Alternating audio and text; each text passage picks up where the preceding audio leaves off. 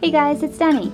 Alrighty, let's just take a look at a few flowers that I have in my balcony right now because we're approaching the deadline and some orchids are really pretty and I didn't get a chance to show them to you.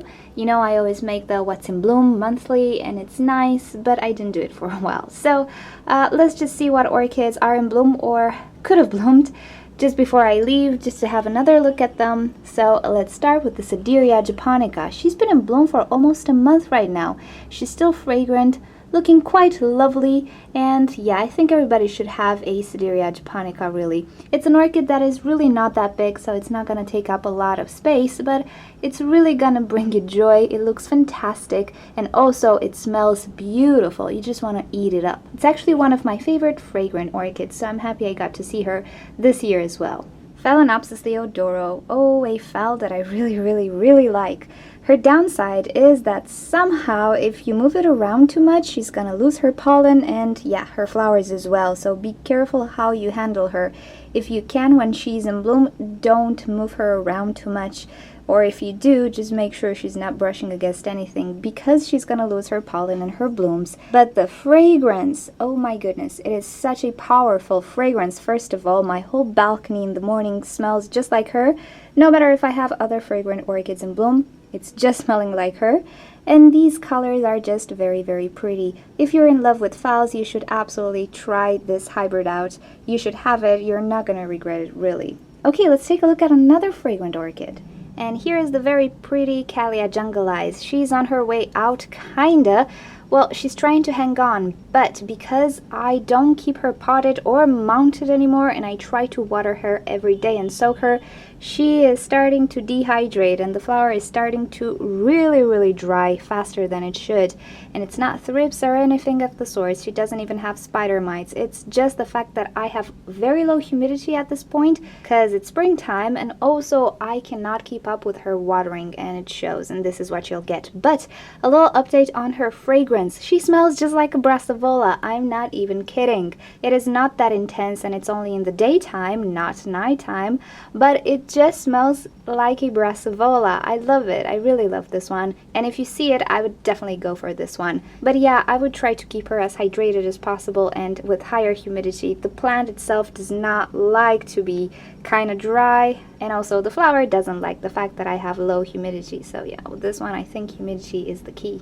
And look who we have here. This is Miltonia Sunset. This is not a fragrant orchid. However, she is so pretty, and this time I have pretty intense colors on this one.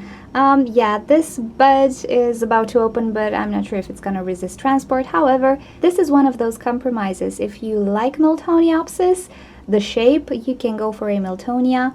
Particularly hybrids, they're much more forgiving to high temperature and low humidity.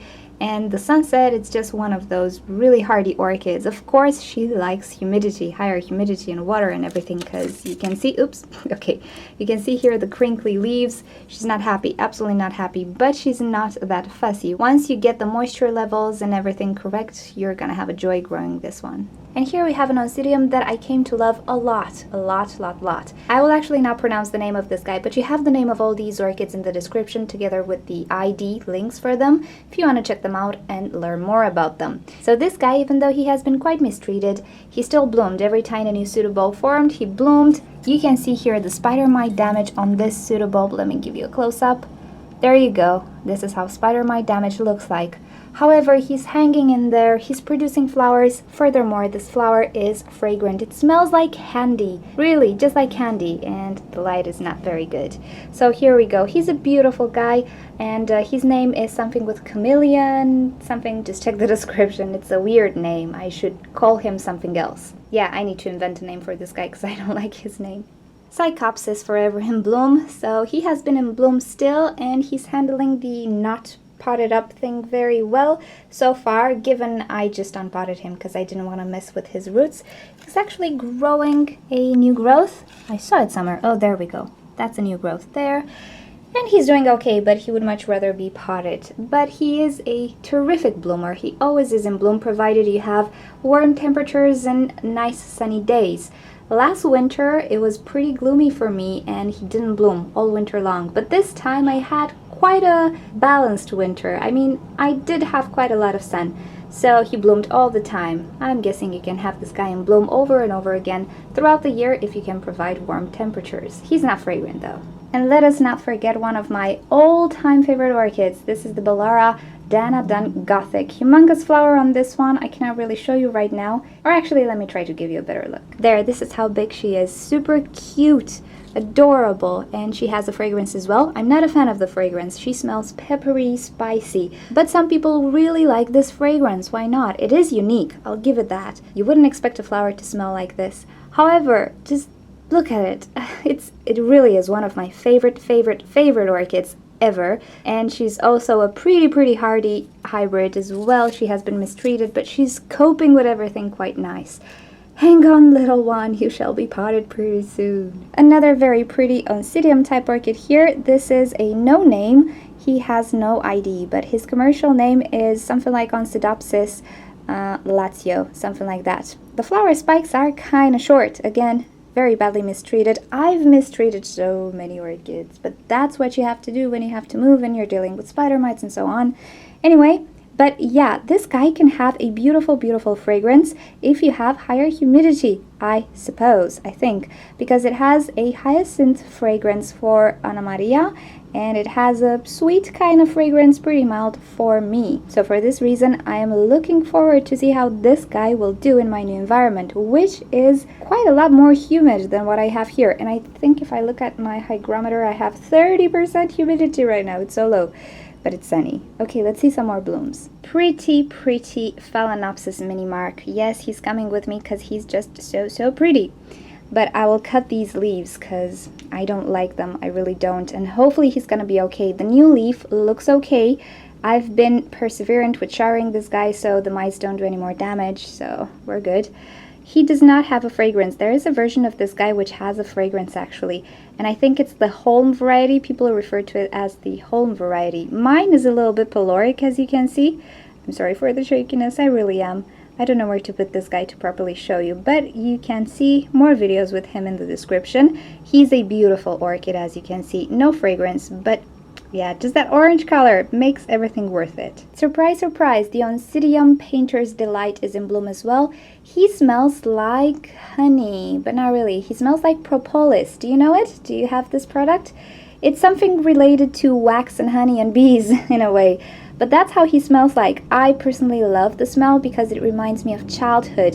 Whenever we got a burn or something, our grandma or our mother would put propolis on the wound and it would heal a lot faster. So this guy smells like that. He's beautiful. He's neglected, yes, and terribly attacked by spider mites. Look at that. Oh my goodness. But I don't want to give this guy up. He's not very common, really. I didn't see him for a lot of time. I want to keep him and I want to care for him and make him look pretty because the blooms are just beautiful. Okay, here are some plants that are not orchids, but I will get leaves from these guys because I kind of like them. They're pretty for the house, not the greenhouse, the house. So here is my it's my mother's collection of African violets now, and some of them have been in the family for 15 years or 20 or something. I don't know. They're since forever here. So I'm gonna take some that I really like, but I just wanted to show you. They are always in bloom. I don't do anything special to them. I fertilize them with orchid fertilizer. I do repot them every 2 years or 3 years or so to refresh the soil. But other than that, really, you guys, I don't do anything. And I water from below because I'm lazy. I do sometimes get water on the leaves and nothing bad happens. So perhaps I'm a terrible African violet grower, but they do okay for me. And I have a few more to show you. And here are a few more. Some are on their way out, but take a look here. I love this one. This is a salad of an African violet, and the leaves are humongous. I want this one. And hopefully I can show you. She has this celestial pattern on it. It is called something like that, I think. Beautiful big blooms with some dots that look like the sky. And there we have some more, just your usual African violets. They're just store-bought. I don't know the varieties really.